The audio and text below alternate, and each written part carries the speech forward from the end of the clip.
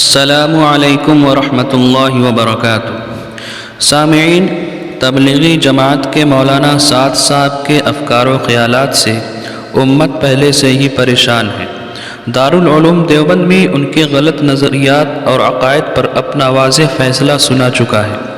بہت سو کو امید تھی کہ مولانا سعد صاحب اپنے پرانے موقف کو چھوڑ کر جمہور امت کے مطابق اپنی باتیں رکھیں گے، لیکن ابھی 2 ماہ پہلے بھوپال میں عالمی اجتماع ہوا جس میں حضرت مولانا سعد صاحب نے وہی خلاف جمہور اور مسلک دیوبند سے منحرف باتیں کہیں کہ جس تقریر سے امت کے دردمند علماء سخت تشویش میں مبتلا ہے۔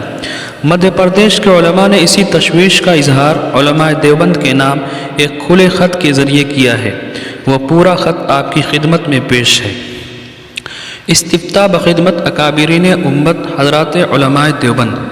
کیا فرماتے ہیں اکابرین امت علماء دیوبند قصر اللہ سوادہم جا ذیل صورتحال کے بارے میں؟ ہمارے شہر بھوپال میں ہر سال عالمی اجتماع منعقد ہوتا ہے جو لاک ڈاؤن کی وجہ سے چند سال ملتوی رہا۔ اسی سال نومبر سن 2022 میں عالمی اجتماع منعقد ہوا جس میں ہم نے بھی شرکت کی اور مولانا سعد صاحب کے بیانات کو بہت غور سے سنا۔ ہمارا یہ خیال تھا کہ دارالعلوم دیوبند کی تنبیہ کے بعد مولانا کا رویہ بدل گیا ہوگا، لیکن حیرت کی انتہا نہیں رہی جب ہم نے اپنے کانوں سے قرآن و حدیث کی عجیب عجیب تشریحات سنی، نئی نئی گمراہ کن باتیں ہمارے سامنے آئیں، صحابہ کرام رضی اللہ عنہم اجمعین کے واقعات سے باطل اجتہادات کیے گئے اور بار بار سیرت سیرت کا نعرہ لگایا گیا۔ خیال یہ ہے کہ مولوی سعد صاحب کی گمراہی کو سمجھنے کے لیے یہی بیان کافی ہے۔ ہمارے پورے صوبے کے علماء میں انتشار کا ماحول بنا ہوا ہے۔ جو علماء مولانا سعد کی جماعت سے لگے ہوئے ہیں وہ ان بیانات کو الہامی علوم سے تعبیر کرتے ہیں اور مولانا کو مجدد کہہ رہے ہیں، جبکہ دوسرے اہل علم جو کسی درجے میں قرآن و حدیث کی فہم رکھتے ہیں وہ ان بیانات کو جمہور امت سے منحرف خود ساختہ نظریات پر مبنی سمجھ رہے ہیں اور ان کے نتائج سے بہت بے چین اور پریشان ہیں۔ اگر کوئی عالم دین کسی عام تبلیغی شخص کو متنبہ کرتا ہے تو انتشار پیدا کر دیتا ہے۔ پورے ملک میں کتنے ائمہ کو امامت سے ان لوگوں نے الگ کر دیا ہے، بائیکاٹ کر دیا ہے۔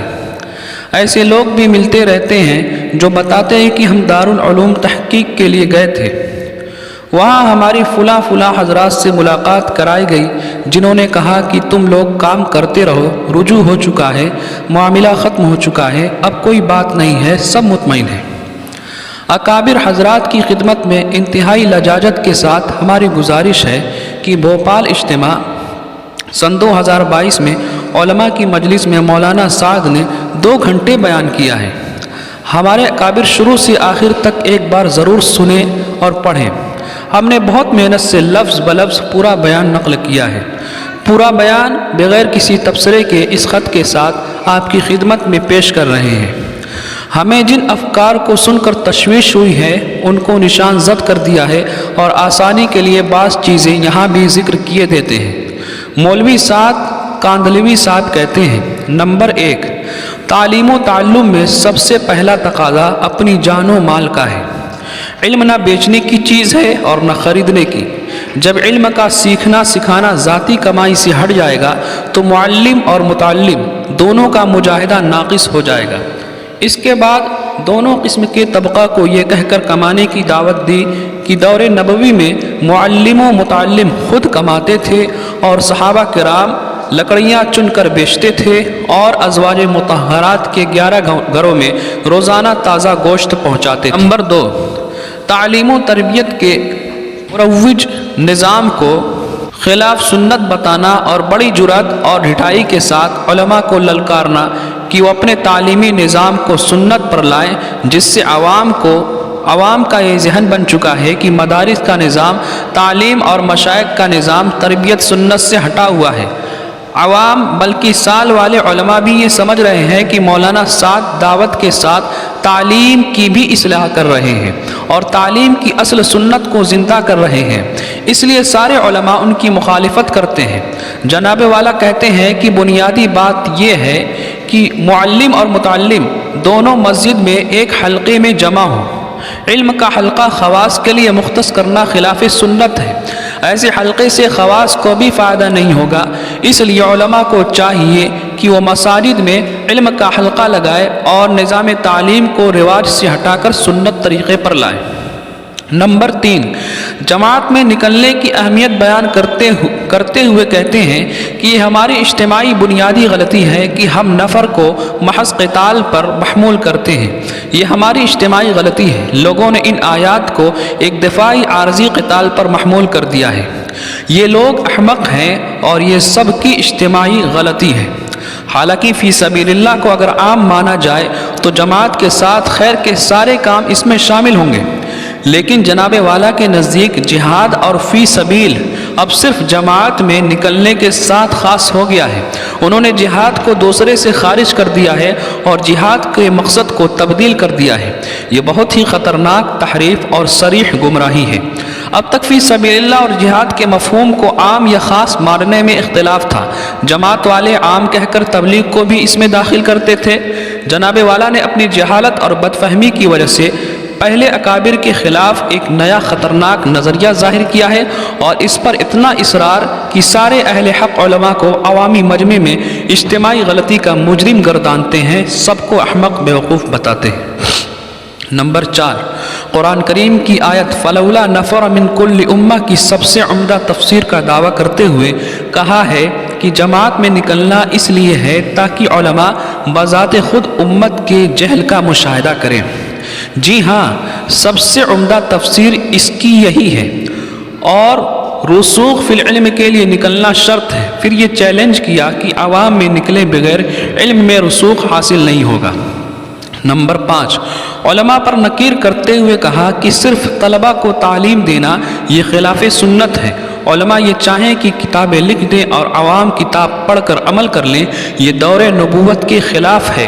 کتاب سے تعلیم دینا کسی نبی کا طریقہ نہیں تھا، نہ کسی صحابی کا طریقہ تھا۔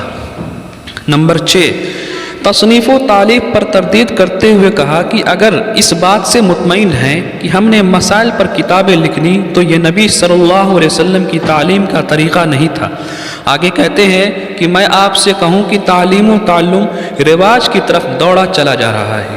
نمبر 7، درس کے مروج طریقے پر تردید کرتے ہوئے کہا کہ علم کا موضوع ایک دوسرے کے دلائل کی تردید نہیں ہے، اور پھر کہا کہ ہم سب اجتماعی طور پر کوشش کریں کہ نظام تعلیم پلٹ کر سنت پر آ جائے، حالانکہ خود جناب والا کے بیان کا بنیادی موضوع تردید و تغلیظ ہی ہوتا ہے۔ نمبر 8، امر بالمعروف کی اہمیت بیان کرتے ہوئے کہا کہ اگر یہ کہہ دیا جائے کہ گشت کے بغیر ایمان کامل نہیں ہوگا تو لوگ کہیں گے کہ لو بھائی۔ نمبر 9، تعلیم و تعلم کے جدید نظام مدارس کا مروج طریقہ رسائل، کتابوں کی اشاعت اور آن لائن بیانات وغیرہ کے ذریعے علم دین کے اشاعت پر تبصرہ کرتے ہوئے کہا کہ لوگ یہ سمجھتے ہیں کہ جدید نظام یہ علم کے پھیلانے اور علم کے دائرے میں وسعت پیدا کر رہا ہے۔ میں کہتا ہوں کہ بالکل وسعت نہیں کر رہا، جہل اور تنگی پیدا کر رہا ہے۔ علم کے آگے منتقل کرنے کے لیے کوئی ذریعہ اختیار نہ کیا جائے، کیونکہ علم سینہ بسینہ چلنے کی چیز ہے، علم کو لکھ کر نہیں بھیجا گیا، علم نشر و اشاعت کی چیز نہیں۔ اس پر بھی اتنی شدت سے نکیر کرتے ہیں کہ ایسے لوگوں کو سنت کا دشمن گردانتے ہیں۔ نمبر 10، قرآن و حدیث اور سیرت صحابہ کی تحریفات کے بعد اپنے ایجاد کردہ طریقہ دعوت کو منصوص علیہ مسنون بتانا اور مخصوص طریقہ کے تارک کو کھلم کھلا عذاب کی دھمکیاں دینا، وعیدیں سنانا، یہ کہنا کہ جماعت میں نکلنے میں تاخیر کرنا موجب عذاب ہے۔ بھوپال اجتماع کے مغرب بعد کے بیان میں اس طرح کی باتیں بھی کہی ہیں۔ نمبر 9، مساجد کو مروج اعمال سے اس طرح مربوط کرتے ہیں کہ اصل عبادتیں نماز، تلاوت وغیرہ کو ثانوی اور ضمنی عمل بتاتے ہیں، اور دعوت اور تعلیم کو مسجد کے اصل اعمال ہونے کا دعویٰ کرتے ہیں اور ائمہ کو اس کا پابند بناتے ہیں۔ گویا مسجد کا اصل کام صرف یہی مروج امور ہے جس کا امام کو کرنا بھی ضروری ہے، نہ کرنے پر توہین و تذلیل کر کے نکال دیا جاتا ہے۔ نمبر 12، مدارس پر یہ کہتے ہوئے نکیر کرتے ہیں کہ جہل کے علاج کے لیے ان کا قیام ہرگز کافی نہیں، حالانکہ جہالت کو دور کرنے کی جتنی شکلیں مروج ہیں وہ سب مدارس ہی سے نکلی ہوئی ہیں۔ نمبر 13، عوام میں جماعت کے کام کے فضائل و مناقب اس طرح بیان کرنا جس سے یہ ذہن بن چکا ہے کہ ماضی میں دین کی دوسری محنتیں سب بے ضرورت اور خلاف سنت تھیں، اور آج بھی جتنے کام مروج تبلیغ کو چھوڑ کر کیے جا رہے ہیں وہ سب فضول اور بے ضرورت اور خلاف سنت ہیں، جس سے امت کی نہ جہالت دور ہو سکتی ہے نہ وہ مقصود دین ہے، جس کی وجہ سے ان سے جڑا ہوا طبقہ کا مزاج سلف صالحین پر تنقید اور کی تشریحات کی تغلید، حتیٰ کہ اکابر علماء کے فتاوی کو بھی حسد اور جلن بتا کر کھلے عام مخالفت کر رہے ہیں۔ خود جناب والا جگہ جگہ کہتے ہیں کہ ہماری بنیادی اجتماعی غلطی ہے۔ اس جملے سے حضرت والا اپنے نظریے کی تائید کے لیے جمہور کی غلطی بتانے میں ذرا بھی جھجک محسوس نہیں کرتے۔ نمبر 14، بھوپال اجتماع سن 2022 کے مغرب بعد کے بیان کو بھی سنا گیا تو معلوم ہوا کہ شریعت کے اصلاحی الفاظ ہجرت، نصرت، دعوت، نفر، خروج فی سبیل اللہ، غزوہ، سریہ، جہاد، امیر وغیرہ کی حقیقت بدل کر رکھ دی ہے۔ ایسی اصطلاحات کے بارے میں قرآن و حدیث اور صحابہ کے واقعات میں جہاں بھی کچھ ملتا ہے جناب والا بعینی اپنے مخترع کیے ہوئے نظام پر منطبق کر دیتے ہیں۔ انہوں نے کہا کہ مشورہ سے پھر جانے کا گناہ تولی یوم الزحف کے گناہ سے زیادہ بڑا گناہ ہے۔ یہ باتیں ہم نے نمونہ کے طور پر لکھی ہیں، ورنہ معنوی تحریفات اور لفاظی کے قبیل کی باتیں تو پورے بیان میں بھری ہوئی ہیں۔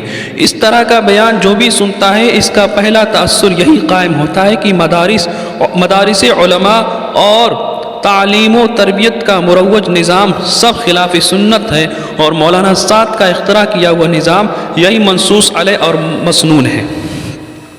عجیب بات یہ ہے کہ مولانا سعد بیچ بیچ میں مدارس کو دین کا قلعہ بتا کر اور علماء کو مصلح گردان کر آنکھوں میں دھول جھونکنے کی بھی کوشش کرتے ہیں، حالانکہ انہوں نے اپنی شخصیت کو ساری دنیا کے سامنے ایک مصلح اعظم اور ایک مجتہد مطلق کی حیثیت سے پیش کر دیا ہے۔ اس لیے وہ بات بات میں کہتے ہیں کہ یہ عالمی غلطی ہے، یہ سب کی اجتماعی غلطی ہے۔ ہم نے اب تک مولانا سعد کے جو بیانات سنے ہیں ان سے مولانا سعد صاحب کے انحراف کا خلاصہ یہ نکلتا ہے کہ قلت علم اور طبیعت کی آزادی کے باوجود اپنے دار علم سے باہر جا کر اہل فن سے مراجعات کیے بغیر محض اپنی فہم سے قرآن و حدیث اور صحابہ کے واقعات کی تفسیر و تشریح اور دینی امور میں بے جا دخل اندازی کرنا، اور وہ بھی مجتہدانہ انداز سے، یہی وہ اصل شذوذ ہے جس میں مبتلا ہونے کی وجہ سے شاذ اور منکر اقوال و آراء اور غلط گمراہ کن افکار و نظریات یکے بعد دیگرے مسلسل سامنے آ رہے ہیں۔ حضرات اکابر، معاملہ بہت ہی گمبھیر اور خطرناک بن چکا ہے۔ سری گمراہی پھیل چکی ہے، دین کو بدل کر رکھ دیا گیا ہے، اور یہ گمراہیاں گھر گھر اور علاقہ علاقہ پھیل رہی ہیں۔ مولانا سعد اور ان کے حامی علماء اپنے باطل افکار پھیلانے کے لیے سیدھے سادے بے قصور عوام الناس کا استحصال کر رہے ہیں۔ ہم اپنے صوبے میں مشاہدہ کر رہے ہیں کہ جاہل عوام کا ایک بڑا طبقہ گمراہی میں ملوث ہو گیا ہے، اور ان لوگوں نے سال والے علماء کو ہمارے اور عوام کے بیچ حائل بنا دیا ہے۔ اب ہم اپنے آپ کو اصلاح سے عاجز و مجبور محسوس کر رہے ہیں، کیونکہ سال والے علماء عوام کو ہم سے یہ کہہ کر بدظن کرتے ہیں یہ لوگ جماعت میں نہیں لگے ہوئے ہیں، حضرت جی کے علوم تک ان کی رسائی نہیں ہو سکتی۔ سال والے علماء مولانا سعد کی باتوں کو بیانات میں آگے بڑھا رہے ہیں اور تعویلیں کر رہے ہیں، جوابات دے رہے ہیں، رسالے لکھ رہے ہیں، مولانا سعد کو دلائل فراہم کر رہے ہیں۔ یہ سب کچھ آج ساری دنیا دیکھ رہی ہے۔ ہمارے صوبے میں کتنے ائمہ کو ان لوگوں نے امامت سے الگ کر دیا، بائیکاٹ کر دیا۔ اگر دارالعلوم دیوبند اور ہمارے اکابر نے صاف صاف رہنمائی نہیں کی تو اندیشہ ہے کہ علماء کرام مایوسی کا شکار نہ ہو جائیں اور اصلاح کی رہی صحیح امید ختم ہو جائے۔ آپ حضرات نے بلا خوف لومۃ لائم ایک بڑا قدم اٹھایا تھا اور متفقہ فتویٰ جاری کیا تھا اور سب کو دعوت دی تھی کہ مولانا سعد کی گمراہیوں کو دور کرنے کی کوشش کریں۔ پھر دوسری تحریر میں لکھا تھا کہ مولانا سعد ایک نئی جماعت بنا رہے ہیں، لیکن دارالعلوم دیوبند کے دشمن بعض ناعاقبت اندیش لوگوں نے دارالعلوم دیوبند اور ہمارے اکابر پر بیہودہ قسم کے الزامات لگانے کی ایک مہم چھیڑ رکھی ہے۔ قسطیں لکھتے رہتے ہیں، چیلنج کرتے رہتے ہیں، ایسی غلط اور بے بنیاد باتیں بھی پھیلاتے ہیں کہ دیوبند کے لوگ عوام کی بھیڑ دیکھ کر پیچھے ہٹ گئے ہیں اور اپنا دامن بچا رہے ہیں۔ ہم ایسی غلط باتوں کی پرزور تردید کرتے آئے ہیں۔ ہمیں دیوبند کے اکابر پر کامل اعتماد ہے کہ وہ حق کے معاملے میں ہرگز کسی سے متاثر نہیں ہو سکتے۔ اس لیے ہم علماء مدھیہ پردیش اس نازک گھڑی میں اکابرین علماء دیوبند سے دست بستہ درخواست کرتے ہیں کہ ہماری رہنمائی فرمائی جائے اور مولانا سعد کی تازہ بیان پر غور و فکر کر کے صاف لفظوں میں شرعی حکم بیان کیا جائے۔